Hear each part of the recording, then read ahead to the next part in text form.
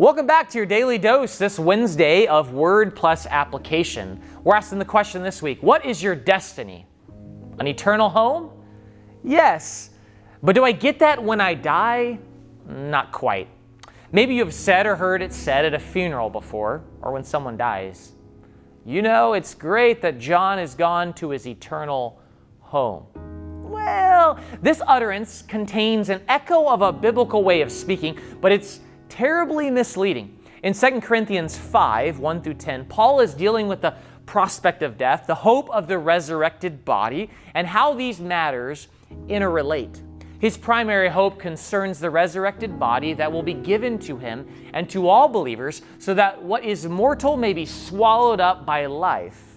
Until he puts on that new body, that dwelling, Paul and all believers groan with the whole creation, waiting for restoration. You see, the gift of the Holy Spirit, however, is the bridge between this mortal existence and that immortal resurrection life the Spirit is guaranteeing for us on the final inheritance and life to come when Jesus returns. So life is lived in this tension.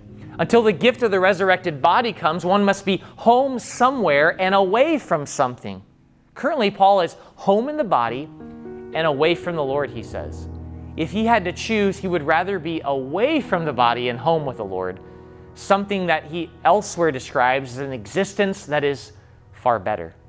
But this does not mean that the bodiless existence of the soul is our eternal home after death.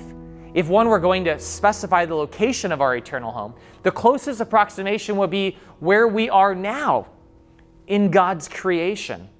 As creatures, this creation is rightly our home. Spoiled by sin, however, the creation awaits renewal.